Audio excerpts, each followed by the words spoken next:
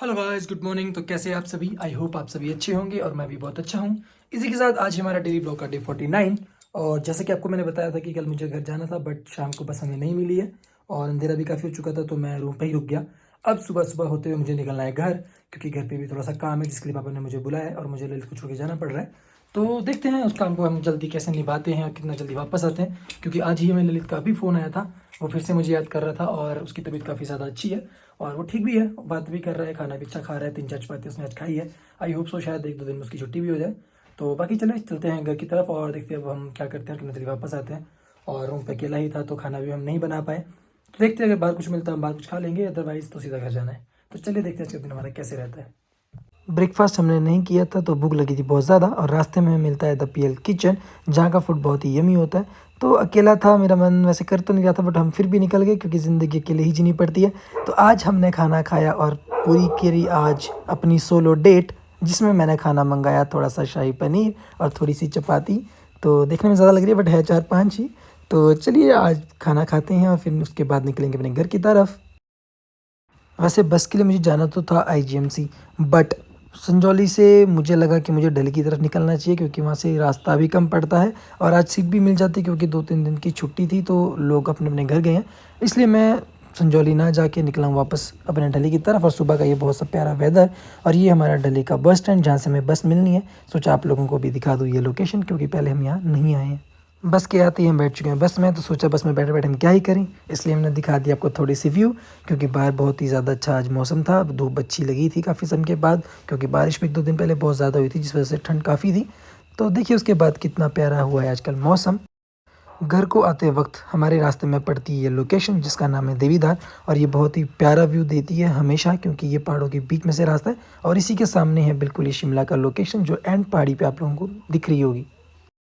इसी के साथ हमारा सफ़र होता है ख़त्म और हम पहुंच चुके अपने सुन्नी, और सुन्नी पहुंचते ही हमें दर्शन होते हैं हमारे बथिंदलू महाराज के। बथिंदलू महाराज की जय हो। तो चलिए अब चलते अपने घर की तरफ। इसी के साथ हमारा सफ़र होता है ख़त्म और हम उतरते हैं पलियाड़ में, जहाँ से हमें पैदल ही जाना था। लेकिन रास्ते में हो रहा था काम, क्योंकि सड़क हो रही है दोबारा से रिन्यू। तो यहाँ पे बहुत ज़्यादा काम हो रहा था, लोग सड़क साफ़ कर रहे थे, इसलिए धूल मिट्टी बहुत ज़्यादा थी। और हमने भी दौड़ते दौड़ते हुए शूट किया, सोचा आप लोगों को भी दिखा दें, क्योंकि रास्ता हमारा बहुत कच्चा, आपने देखा होगा वीडियोज़ में आपको दिखता ही रहता है।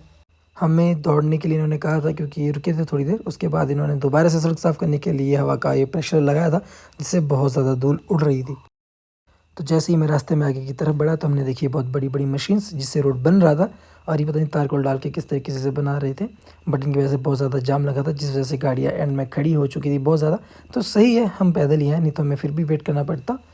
तो चलिए अब चलते हैं अपने घर की तरफ। इसके आगे आता है पॉइंट जहाँ पे हम डेली पानी पीने रुकते हैं, लेकिन ये रास्ता बहुत ज़्यादा ख़राब हुआ करता था यहाँ पे पानी होने की वजह से, क्योंकि लोग यहाँ पे गाड़ी भी धोते थे। तो आज ये काम ख़त्म होने के बाद ये भी पूरा एरिया बहुत अच्छा हो चुका है। तो थोड़ा सा आगे चलने के बाद हमें मिलते एक भैया, वो भी जा रहे थे ऊपर अपने घर वाली साइड की तरफ। तो उन्होंने मुझे कहा कि चलो आप हमारे साथ चलो, और उनकी बाइक ये रही। बहुत बहुत धन्यवाद हो भैया का, क्योंकि इन्होंने मैं लिफ्ट।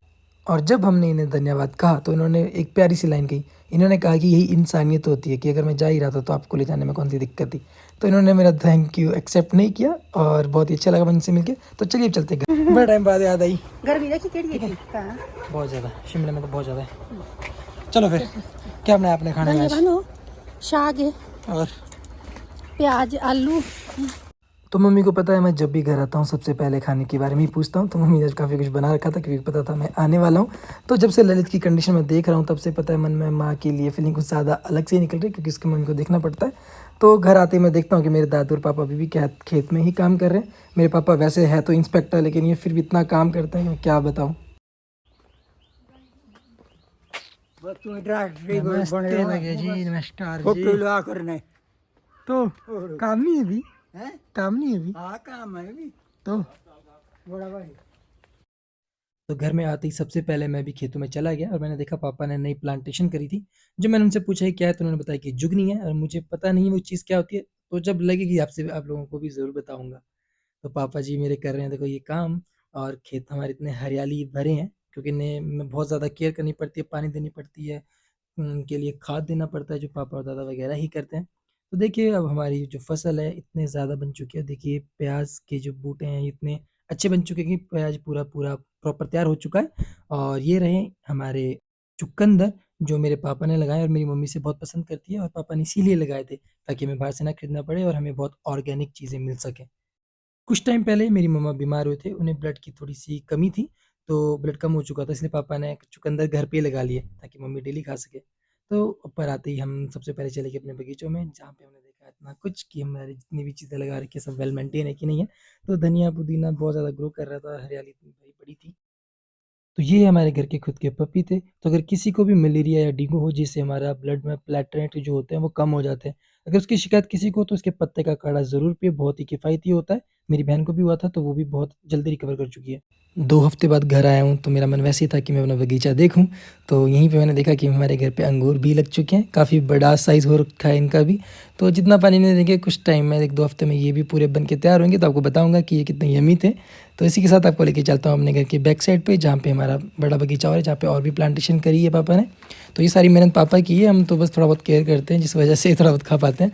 तो इसी के साथ ये हमारे घर पे लगा हुआ देवदार का पेड़ जो मेरे पापा ने लगाया है, क्योंकि हम थोड़ा-सा डाउन में रहते हैं तो यहाँ पे लगते नहीं, पर पापा ने इसे लगाया है।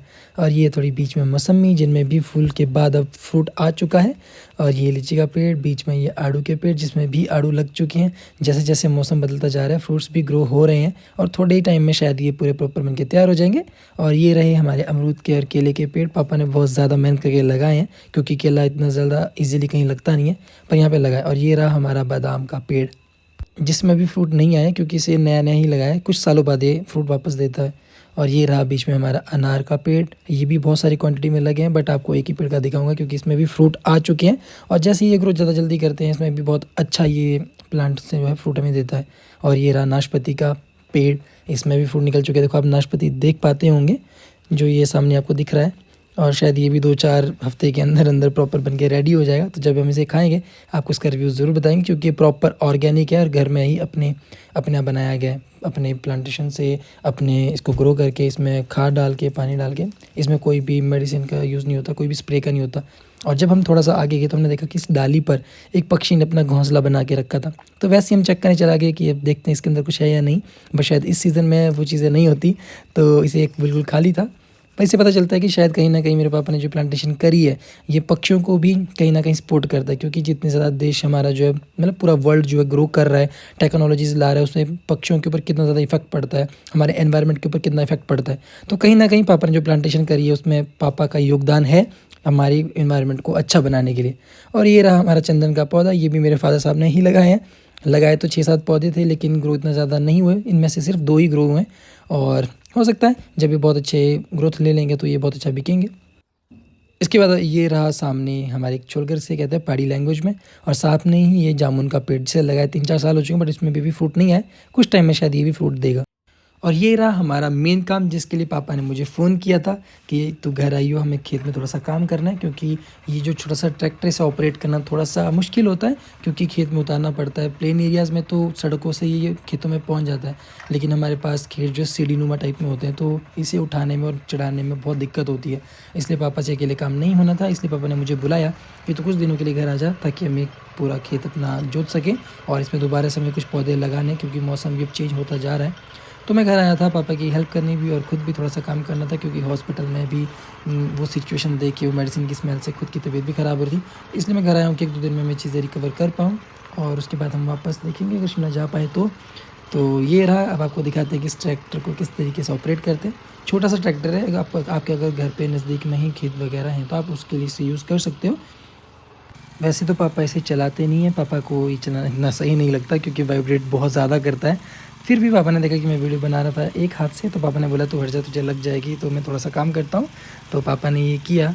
तो आप लोग देख सकते हो इसमें जो ब्लेड्स लगे होते हैं बहुत ज़्यादा शार्प होते हैं। पापा वैसे चप्पल पहन के काम कर रहे थे, जो कि थोड़ा सा हार्मफुल है, लेकिन अगर आप लोग इस चीज़ को काम करो तो हमेशा जूते पहन के और सेफ्टी से ही करें, क्योंकि इसमें बहुत ज़्यादा पावर होती है। और थोड़ा सा आप लोगों को बता दूं कि ये खेत में जो है साथ में कटिंग जो है किस तरीके से करता है। तो इसमें जो साइड में ब्लेड्स लगे होते हैं एंड वाले, ये पूरा कट करके एक लाइन फॉर्मेशन में कटिंग करता है, तो बहुत ज़्यादा शार्प होता है। बहुत केयरफुली से चलाएं। पूरा खेत जोतने के बाद ये रहा हमारा फाइनल लुक, क्योंकि थोड़ा हम लेट हो चुके थे शिमला से आने में, तो अंधेरा भी हो चुका था। तो आज सिर्फ यही काम हो पाया, बाकी बचा हुआ हम काम सुबह करेंगे, क्योंकि पापा को कल ड्यूटी भी जाना है, तो काम उससे पहले कंप्लीट करना पड़ेगा। तो कल सुबह जल्दी उठ के हम करेंगे काम। तो पिछले सीज़न के बाद हमारा ट्रैक्टर इस सीज़न में निकला है, तो इसमें तेल नहीं था, तो मैंने पापा ने डिसाइड किया कि हम जाके तेल भी लेके आते हैं। लेकिन रास्ते में ही हमें दिखता है कि इतना ज़्यादा जाम लगा था, क्योंकि हमारा वाला जो रास्ता है वो पक्का हो रहा था, इसमें टाइलिंग हो रही है, तो बहुत ज़्यादा जाम लगा था क्योंकि यहाँ पे मशीनरी काफ़ी ज़्यादा थी। तो रात का समय है, सब लोगों को घर जाना होता है, तो रश तो होगा ही।